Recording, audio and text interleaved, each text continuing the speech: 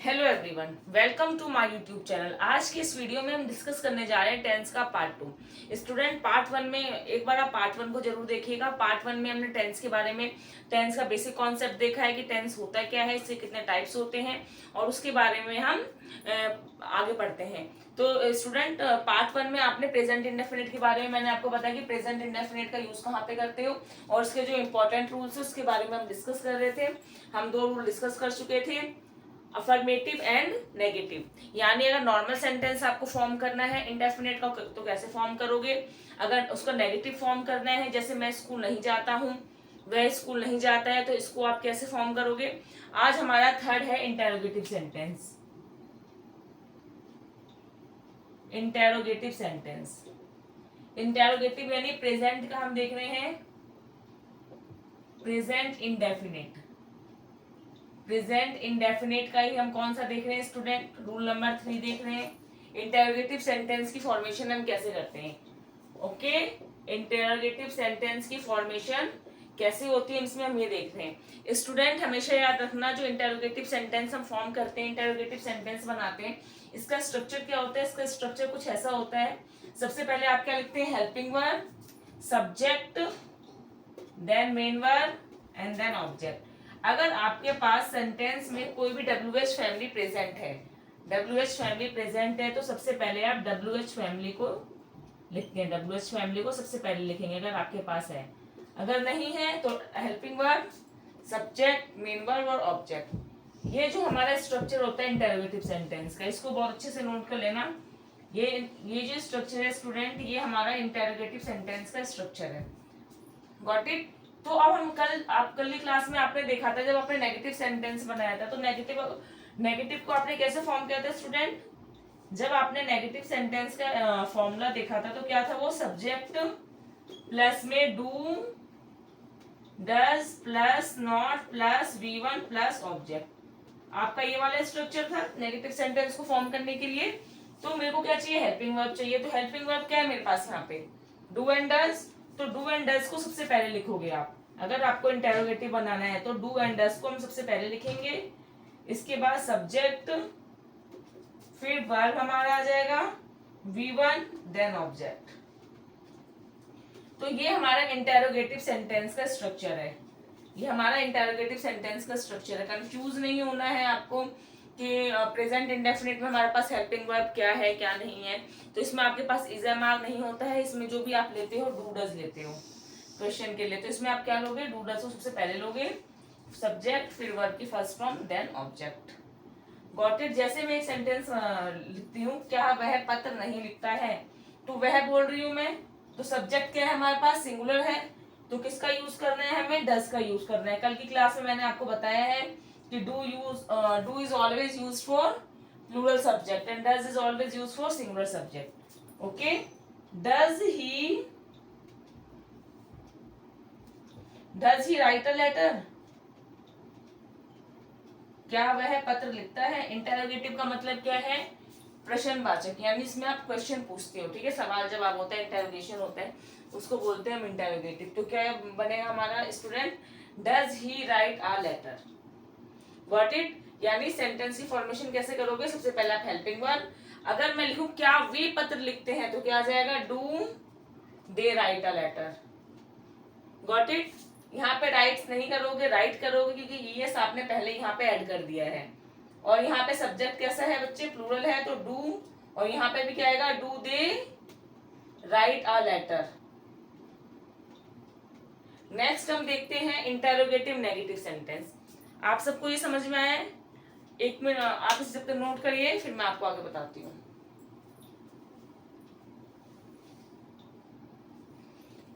Next है हमारा interrogative negative sentence. Interrogative negative sentence की हम फॉर्मेशन कैसे करते हैं। इंटेरोगेटिव का मतलब इसमें आप क्वेश्चन पूछ रहे हो, ठीक है। इंटेरोगेटिव नेगेटिव का मतलब क्वेश्चन तो पूछ रहे हो, लेकिन उसमें जो सेंटेंस है कैसा है, नकारात्मक है। जैसे जैसे आपने इसमें एग्जाम्पल क्या देखा था, क्या वह पत्र लिखता है, तो अब एग्जाम्पल क्या हो, क्या वह पत्र नहीं लिखता है। ओके, इस टाइप के सेंटेंस आपके इंटेरोगेटिव नेगेटिव सेंटेंस होते हैं। तो देखो स्टूडेंट, इसका स्ट्रक्चर क्या होना चाहिए इंटेरोगेटिव नेगेटिव सेंटेंस में, आपका क्या रूल होगा। इसका रूल होगा बच्चे वही, इंटेरोगेटिव है तो डू डज सबसे पहले आप लिखेंगे। अच्छा, इसमें आपके पास एक डाउट आ सकता है कि मैम इसमें नॉट आएगा, तो नॉट को हम कहाँ पे लिखें? तो स्टूडेंट ऑलवेज रिमेम्बर कि नॉट हमेशा आपका थर्ड प्लेस पे आएगा, ठीक है। कभी भी अगर आप नेगेटिव सेंटेंस बनाते हो, तो इंटरोगेटिव नेगेटिव बनाते हो, तो नॉट हमेशा आपका थर्ड प्लेस पे आता है। तो ये तो आपका पहला प्लेस हो गया। उसके बाद आप क्या लिखेंगे? सब्जेक्ट लिखेंगे, फिर not, V1 then object. Got it? देखो ये पहला प्लेस है, फर्स्ट प्लेस, ये सेकंड प्लेस, और ये आपका थर्ड प्लेस। यानी क्या देखा आपने कि नॉट आपका थर्ड प्लेस पे। लेकिन if you write a contracted form, if we write contracted form, ध्यान से देखना, contracted form of do not और डज नॉट। डू नॉट का आपका आ जाएगा डोंट, और डज नॉट है क्या हो जाएगा स्टूडेंट? डजंट। अगर आप कॉन्ट्रैक्टेड फॉर्म लिखते हैं डू नॉट या डज नॉट का, तो स्टूडेंट हमेशा डू नॉट या डज नॉट आप सबसे पहले लिखेंगे। Got it? डू नॉट हो या फिर डजंट हो, ये सबसे पहले लिखेंगे। सब्जेक्ट, देन वर्ब की first form and then object. अगर आप डू या डज का, डू नॉट या डज नॉट का कॉन्ट्रैक्टेड फॉर्म लिखते हैं, तो आपका इंटरोगेटिव नेगेटिव का ये स्ट्रक्चर होगा। और अगर आप कॉन्ट्रैक्टेड फॉर्म नहीं लिख रहे हैं, तो स्ट्रक्चर आपका हमेशा ये होगा। हमेशा याद रखना, जो नॉट का प्लेस होता है स्टूडेंट, नॉट का प्लेस हमेशा थर्ड प्लेस पे होता है, ठीक है। नॉट को हमेशा आप थर्ड प्लेस पे लगाते हैं, बिल्कुल भी कंफ्यूज नहीं होना है। अगर मैं लिखूं क्या वह पत्र नहीं लिखता है, तो मैं क्या लिखूंगी student? Does he not write a letter. Got it? Are you getting my point? क्या लिखा है मैंने? Does he not write a letter. लेकिन अगर मुझे अब मैं सेम सेंटेंस का कॉन्ट्रैक्टेड फॉर्म लिखूं, डज नॉट ना लिख के मैं डजंट लिखती हूँ, ठीक है, तो फिर मैं कैसे लिखूंगी? Doesn't he write a letter. यानी फिर आप नॉट को इसके साथ ही लगाओगे, जो नेगेटिव वर्ड आएगा वो आपका स्टार्टिंग में ही आएगा। Got it? आप एक बार नोट करिए, फिर मैं आगे करवाती हूँ आपको।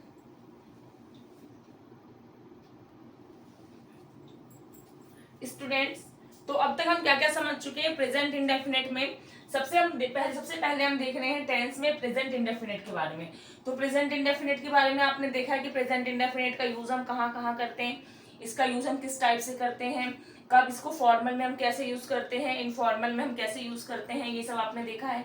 आपने इसके बारे में इसके रूल्स देखे हैं। अब स्टूडेंट हम इसमें से हम देखेंगे जो आपके एग्जाम में क्वेश्चन आते हैं यहाँ से, वो किस टाइप के क्वेश्चन आते हैं। ओके, तो स्टूडेंट्स याद रखना हमेशा सबसे मोस्ट इंपॉर्टेंट है प्रेजेंट इंडेफिनिट में से जो आपको most of the time error देखने को मिलेंगे, वो इस वाले कॉन्सेप्ट से देखने को मिलेंगे। देखो स्टूडेंट, अगर कभी भी दो काम फ्यूचर में एक साथ हो रहे हैं, ठीक है, या फिर हम बोल सकते हैं कंडीशनल सेंटेंस। कंडीशन का मतलब है एक सेंटेंस की डिपेंडेंसी दूसरे सेंटेंस पे हो, इस टाइप के सेंटेंस को हम कंडीशनल सेंटेंस कहते हैं, ठीक है। जैसे मैं एक सेंटेंस लिखती हूँ, if you will work hard you will succeed या you will clear the exam। if you will work hard you will clear the exam। तो स्टूडेंट इस सेंटेंस में क्या मिस्टेक है? आप देख रहे हैं if you will work hard you will clear the exam, यानी you will clear the exam ये किस पे डिपेंड है? ये सेंटेंस इस पे डिपेंड है। अगर आप कड़ी मेहनत करोगे तो आप एग्जाम क्लियर करोगे। मतलब एक सेंटेंस की डिपेंडेंसी दूसरे सेंटेंस पे। हमेशा याद रखना है स्टूडेंट, अगर इस टाइप का कोई भी सेंटेंस आए तो हमेशा जो कंडीशनल सेंटेंस यानी कंडीशन आप किससे बताते हो? हम कंडीशन इफ से बताते हैं, व्हेन से बताते हैं, अनलेस से बताते हैं, अनटिल से बताते हैं स्टूडेंट, ठीक है। ये प्रोवाइडेड यानी बहुत सारे ऐसे वर्ड होते हैं जिससे आप प्रोवाइडेड का मतलब होता है बशर्ते, ठीक है, यानी इन वर्ड से आप कंडीशन बताते हो, ठीक है। अगर कोई भी सेंटेंस ऐसा आ जाए इसमें एक सेंटेंस दूसरे सेंटेंस पे डिपेंड है, कोई कंडीशनल सेंटेंस है, तो ऑलवेज रिमेंबर कि जो आपका कंडीशनल यानी जिसमें इफ हो व्हेन हो, इस वाले सेंटेंस में कभी भी आप विल का यूज नहीं करते हो। We never use will with the if. अगर देखो, अच्छा अब क्या हमें इफ से कंडीशन पता चलता है? नहीं, इफ से हम कई बार कंडीशन भी बताते हैं।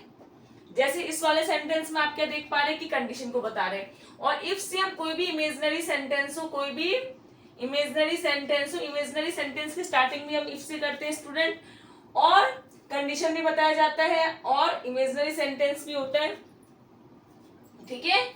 तो यानी जरूरी नहीं कि इफ से हमेशा आप कंडीशंस को ही बताएं, इमेजिनरी सेंटेंस को भी आप बताते हैं। जैसे इफ आप बोल सकते हो if I were a bird, ठीक है, इमेजिनरी में हमेशा वर यूज करते हैं, तो हमेशा याद रखना। तो इस वाले सेंटेंस में विल कभी भी आप यूज नहीं करोगे। इसका करेक्शन कैसे होगा, जो पहला सेंटेंस है, ठीक है, पहला मत समझिए इसको, आपको इसको इस तरीके से समझिए, यानी जो सेंटेंस जिसमें आप कंडीशन को बता रहे हैं ये हमेशा आपका प्रेजेंट इंडेफिनिट या सिंपल प्रेजेंट में होगा। ओके, तो क्या बनेगा हमारा, if you work hard, if you work hard you will clear the exam, you will clear the exam. यानी दो सेंटेंस है, एक सेंटेंस दूसरे सेंटेंस पे डिपेंड है, तो जो इफ वाला सेंटेंस है उसके साथ हम क्या लिखेंगे, सिंपल प्रेजेंट या प्रेजेंट इंडेफिनिट, और जो सेकंड वाला सेंटेंस होगा वो हमेशा सिंपल फ्यूचर में होगा, हमेशा स्टूडेंट किस में होगा, सिंपल फ्यूचर में होगा।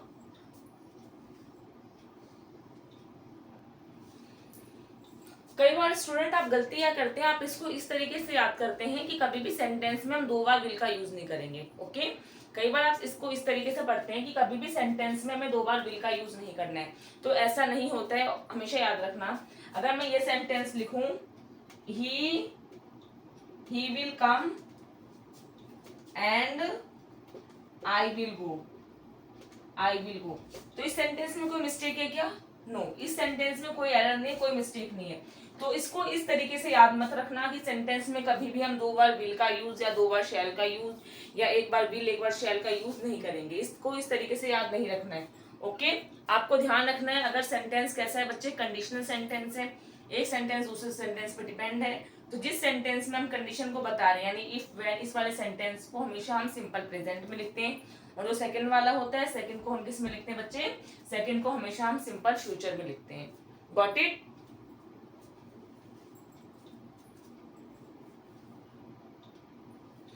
स्टूडेंट बताइए इस सेंटेंस में क्या एरर है, please wait until I will come, जब तक कि मैं नहीं आता हूं मेरा वेट करो। तो आप देख रहे हैं इस वाले सेंटेंस में अंटिल के बाद ये क्या है, अंटिल किसको क्या बता रहा है बच्चे, इसमें अंटिल कंडीशन को बता रहा है कि जब तक मैं नहीं आता हूं आप वेट करो, तो अंटिल आई विल कम नहीं, until I come is the right. Got it?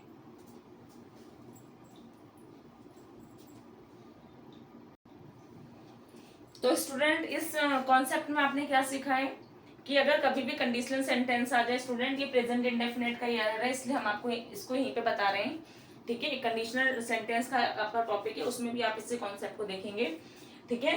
तो आपने क्या देखा है, अगर कभी भी दो फ्यूचर के एक्शन है, क्या है बच्चे, दो फ्यूचर के एक्शन है, लेकिन एक्शन भी कैसे है, जो कंडीशनल एक्शन है, ठीक है, कंडीशनल एक्शन है, तो हमेशा जो कंडीशन के साथ आएगा, यानी जो सेंटेंस आपका कंडीशनल होगा, ठीक है, जो कंडीशनल होगा, इफ व्हेन टिल अंटिल इन सब के साथ हो, टिल आ जाए या फिर अंटिल आ जाए, व्हेन प्रोवाइडेड आ जाए, ठीक है, अगर इनके साथ जो भी सेंटेंस आप लिख रहे हो हमेशा हमेशा आपका ये किसमें होगा, सिंपल प्रेजेंट में। किसमें होगा स्टूडेंट, ये हमेशा आपका ये सेंटेंस हमेशा सिंपल प्रेजेंट, या फिर हम इसे क्या कह सकते हैं, we can say present indefinite,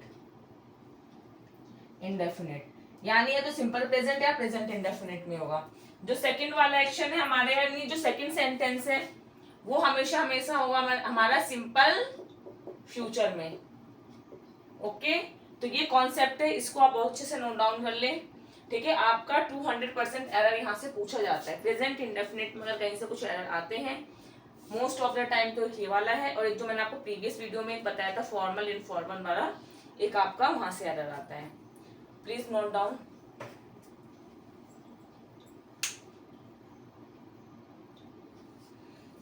next student आपका प्रेजेंट कॉन्टिन्यूअस टेंस, और प्रेजेंट कॉन्टिन्यूअस टेंस के बारे में हम देखते हैं स्टूडेंट, सबसे पहले हम ये समझेंगे प्रेजेंट कॉन्टिन्यूस का यूज हम कैसे करते हैं। देखो, अगर कोई भी एक्शन कंटिन्यू हो रहा है, ठीक है, जैसे आपने प्रेजेंट इंडेफिनिट के बारे में समझा था कि प्रेजेंट इंडेफिनिट को हम कब कब यूज करते हैं, तो ऐसे हम समझेंगे प्रेजेंट कॉन्टिन्यूस के बारे में कि प्रेजेंट कॉन्टिन्यूस को हमें कैसे कैसे और कब कब यूज कर सकते हैं इसे, ठीक है, करना चाहिए। तो फर्स्ट क्या हमारा, अगर कोई भी एक्शन बच्चे क्या है, कोई भी एक्शन हम कंटिन्यू कर रहे हैं, ठीक है, जैसे मैं पढ़ा रही हूँ अभी, ठीक है, कोई भी एक्शन कंटिन्यू है, लगातार कोई भी काम चल रहा है, तो इसको आप हमेशा कंटिन्यूअस में लिखते हो।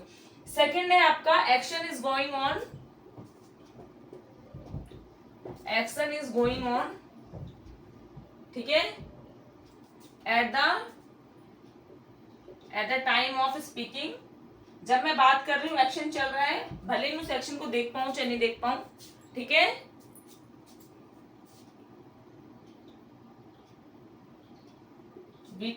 Even we cannot see them, ठीक है। Action is going on at the action is going on at the time of speaking, even we can not see them, हम एक्शन को नहीं देख पा रहे हैं फिर भी वो एक्शन चल रहा है, ठीक है। इस टाइप के सेंटेंस को भी हमेशा हम किस में लिखते हैं स्टूडेंट, हमेशा हम लिखते हैं प्रेजेंट कॉन्टिन्यूअस में। जैसे मैं एक सेंटेंस बोलती हूँ, जो पॉपुलेशन है, जनसंख्या है, दिन प्रतिदिन, दिन पे दिन बढ़ती जा रही है, तो इस सेंटेंस को हम किस में लिखेंगे, मैं देख नहीं रही हूँ लेकिन कि जब मैं बोल रही हूँ तभी भी वो एक्शन हो रहा है, तो इस टाइप के सेंटेंस को हमेशा हम लिखते हैं प्रेजेंट कॉन्टिन्यूअस में। जैसे मैं लिखूंगी population is increasing day by day, population बढ़ती जा रही है, तो इस टाइप के सेंटेंस हमारे किस में आते हैं स्टूडेंट, इस टाइप के सेंटेंस हमारे आते हैं प्रेजेंट कॉन्टिन्यूअस में। थर्ड है आपका, देखो स्टूडेंट, जो प्रेजेंट कॉन्टिन्यूअस में जो आप टेंस लिखते हो ना, ये हमेशा टेम्पररी सेंटेंस होता है। अगर जैसे मैं बोलूं आई टीच इंग्लिश, ठीक है, क्या बोले स्टूडेंट मैंने, थर्ड आप लिख सकते हो परमानेंट, सॉरी टेम्पररी एक्शन के लिए, कोई भी आपका टेम्पररी एक्शन है, इसके लिए भी आप प्रेजेंट कॉन्टिन्यूअस का यूज करते हो। जैसे मैं बोल रही हूं आई टीच इंग्लिश, तो क्या हो गया बच्चे कि मैं इंग्लिश की टीचर हूं, मैं इंग्लिश पढ़ाती हूँ, लेकिन मैं बोलूं आई एम टीचिंग इंग्लिश, कि मैं इंग्लिश पढ़ा रही हूँ, तो जरूरी नहीं कि मैं इंग्लिश की टीचर हूँ, हो सकता है कि मैं मैथ की टीचर हूँ, ठीक है, मैं कुछ और सब्जेक्ट पढ़ा रही हूँ, लेकिन अभी क्या है, इंग्लिश पढ़ा रही हूँ। तो हमेशा जो टेम्पररी एक्शन होता है उसके लिए भी आप क्या यूज करते हो, प्रेजेंट कॉन्टिन्यूअस का, ठीक है। और जो परमानेंट एक्शन होता है उसके लिए हम हमेशा यूज करते हैं प्रेजेंट इंडेफिनिट का। Got it, note down this.